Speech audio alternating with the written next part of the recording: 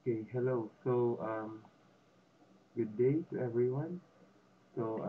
This will be your first lesson in your reading and writing class. So, just so you know, this is our first time meeting, yeah, for Mendel. And for the other sections, I am just doing this for those excused students. And I hope you will enjoy this video. I hope you will understand kung ano man yung mga sasabihin ko sa klaseng ito. Okay, I will try my best to explain the topic, um, yeah, the topics under this course or under this subject. Okay, here is a warm-up question. I want you to answer this maybe on your notebooks, or I want you to at least internalize kung what written text do you normally read. Okay, so there are times, of course, we are reading, okay, in order for us to be entertained, in order for us to be informed. Of course, wala tayong malalaman tungkol sa mundo kapag hindi tayo marunong magbasa. That is why it is considered as one of the most major skills that we need to learn, yeah, ang magbasa at saka magsulat. Okay, so ano nga ba yung mga yon? Okay, maybe you are reading manga just like me. Yeah. Um, I have tried reading Attack on Titan, Tokyo Revengers. As for novels, I have tried one, but for the purpose only of writing a book review because I didn't really have a thing for novels. I just did it because it was required by my teachers. So yeah, I want you to internalize on this question. Okay, so let me discuss now what is written text and connected discourse.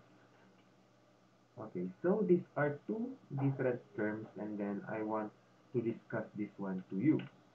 Okay, so first of all, written text. This is referred to as a large unit of a written language. Okay, if you say written text, it consists of letters or symbols. So we already know during the ancient times, perhaps there were no letters. Okay, so how was it possible then? Paano naging possible ang communication through written language before? That is because of symbols. Okay, that is recorded in history. Wala pang letters noon. Okay, so that is for your written text. Okay, so it says here also, okay, I want to stress this out, large unit. Okay, it is a large unit because, okay, imagine a house. Ano ba ang mas malaki, yung mansion o yung house? Ano yung mas maraming laman? Of course, mas maraming laman ang mansion. Mas larger unit ang mansion kesa sa isang bahay kubo. What is then the implication of that? Okay, so the implication is that, okay, the implication is mas maraming mas marami kang makukuhang meaning out of a large unit of written language instead of just a sentence. For example, the sentence is Maria went to the market. Okay, that is a small unit of written language because the only information that you got from there is that Maria went to the market. However, if you say Maria went to the market and after she went to the market, she got herself um, some groceries. She helped the vendors to sell, and then she went home after that. Okay, so by there are a lot more information into that because that is already something that you can consider as a written text. Okay, so a written text aims to communicate meaning. So, hindi naman siguro tayo nagsusulat dahil trip lang natin. We are writing because there is a purpose in why we are writing. Okay, and that leads us to the second term or the second concept, which is discourse. Okay, so discourse. Okay, so ano nga ba ang discourse? Okay, so this discourse refers to how words are used and understood in real life. Okay, so kapag written text kasi, if we are if we will try to create an analogy out of it, it's like yung written text, siya yung physical body, and then discourse is like the soul. Okay, written text, nakasulat lang siya. For example, this one. This is only a written text. However, if we try to understand it, if we try to give meaning unto it, kapag bibigyan na natin siya ng meaning, that is the time when it becomes a discourse. Nagkaroon na siya ng kaluluwa. Nagkaroon na siya ng kabuluhan. Okay, so additionally, this refers also to how the words convey the thoughts of the writer or speaker in an extended manner. So what do we mean by that? They are not just empty words anymore. Okay? So written texts are not just, yun nga, yung sinabi ko kanina, hindi sila sinusulat dahil trip lang natin. There is always a purpose. Okay, and what is the purpose? In order to express, of course, your opinions, in order to express your ideas about something, in order to express your emotions about a certain topic. So, that is discourse. Again, okay, kapag written text, it is like only the letters or the words in it. Okay, so parang yung physical body lang niya. The text, um, as you see it, um, the text as you see it, that is only a written text. However, if you try to understand the meaning behind it or behind that text, that is already a discourse. Okay, let me get you an example here. So I have one here. Ah, okay, let's say for example this one. What you read here are only written texts. Okay? Meron siyang mga letters, meron siyang words, perhaps merong symbols. Okay? However, if we do not try to understand it, they are plain written text. However, because there is meaning behind this, because there is an organization behind this, dahil may meaning siya, that is the time when we can say that a written text is a discourse. So we will know more about that later on. So if you have any trouble with the way I discuss this topic, you may inform me. Okay? So again, written text is a connected discourse. So how do we say so? Okay, how is written text a connected discourse? Okay, so when the sentences within a text are linked together and communicate one united thought, okay, take note, united, that is the time when it becomes a connected discourse. Okay, gaya nga ng sinabi ko kanina, kapag walang unity ang mga sentences within a specific paragraph, they are just letters, they are just symbols. They do not have any meaning. Wala silang kabuluhan. However, we must argue that written text is a discourse. Dapat ang written text kapag sinusulat, meron siyang purpose. Dapat ang written text kapag iniintindi natin, dapat naiintindihan natin, dapat nakikita natin na there is a purpose. Okay? So, for example, this one, I have an example here. Okay. Okay, so here you can say, you can see, don't call me sir, rigor, si Tanggol, apase, apase. Okay? Kupal ka ba boss? Paano mo nasabi? Eh, paano kung hindi? Okay? Hindi po masama ang aking ginawa dahil ang aking konsensya ay clear. What can you notice there? This is only a group of words put together in a paragraph without a purpose.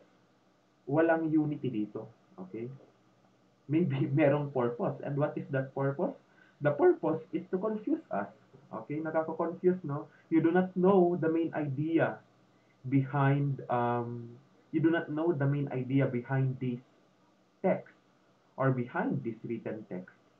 That is why it is only a written text, but it is not a connected discourse. Okay, wala siyang connection, wala siyang kabuluhan, wala siyang meaning.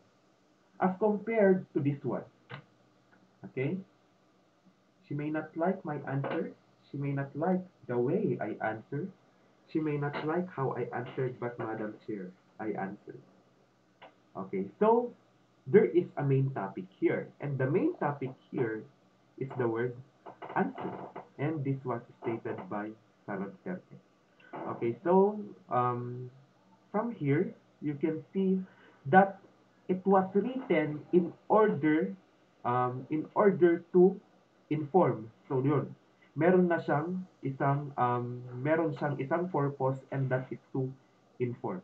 Therefore, this written text is considered a connected discourse because ang mga sentences together in this paragraph ay merong kabuluhan, there is a meaning, and it is not trying to confuse anyone. Okay, so naiintindihan ba ang written text as a connected discourse? Okay, so simple lang.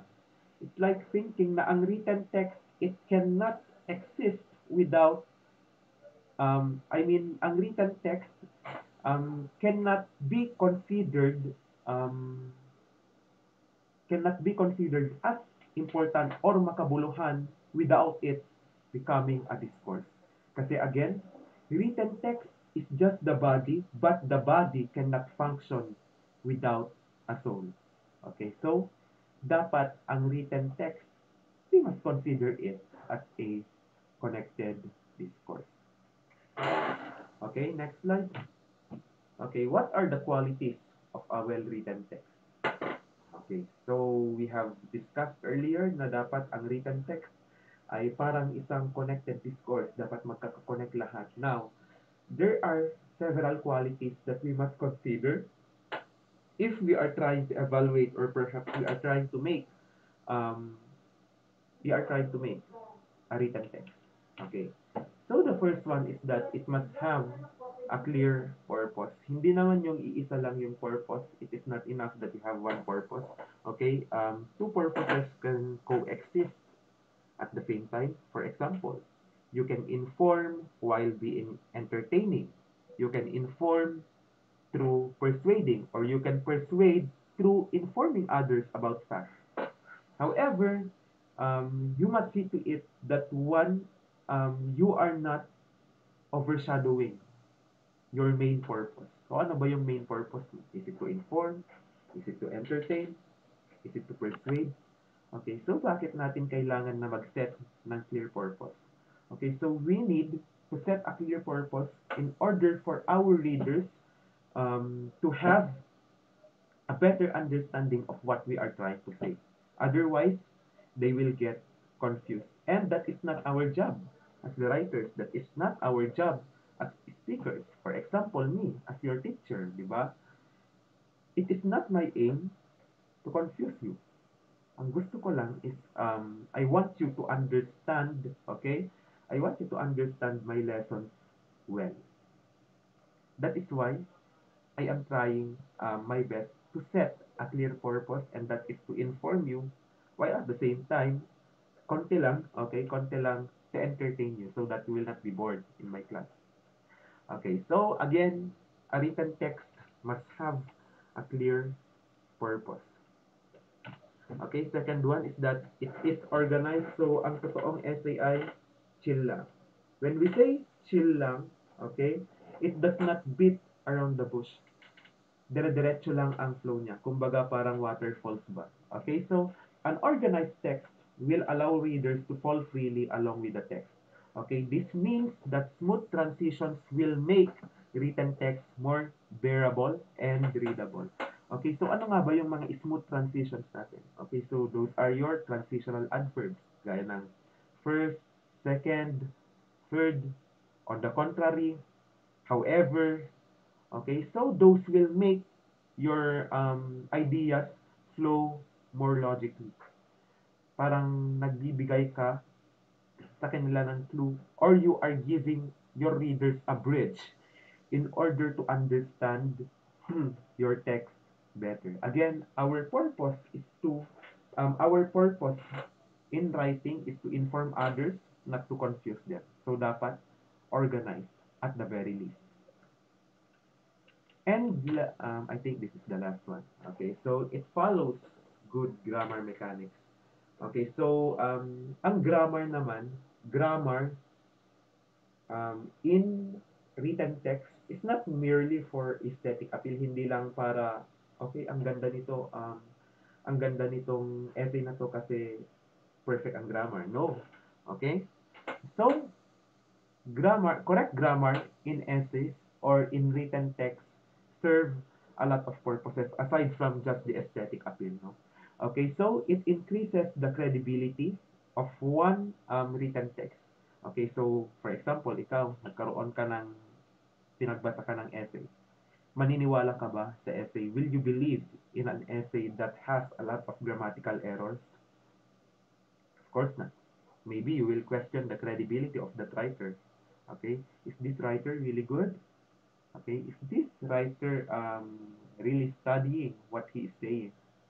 Okay, you can see it all in the use of grammar. Also, aside from credibility, the comprehensiveness.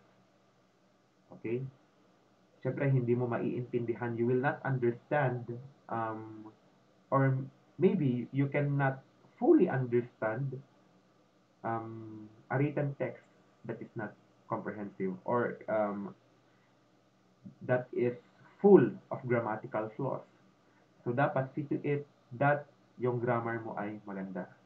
And then, overall impact. When we say overall impact, okay, yung katanggap-tanggap and kaaya-aya. Okay, so again, not many people like essays with a lot of grammatical errors. Maybe forgivable pa ang isa or dalawang grammatical errors. Pero kapag marami, I don't think so. So, those are just some of the different, different qualities of a well-written text. Again, it must have a clear purpose. Okay, it is organized and it follows grammar mechanics. So, from capitalizations, use of punctuations, simple subject-verb agreement, dapat all of those are considered if you are writing. Okay? So, if you have any questions, you feel free to ask me about written text as a connected discourse and the qualities of a well-written text. Okay? So, that would be all for our first topic. Goodbye.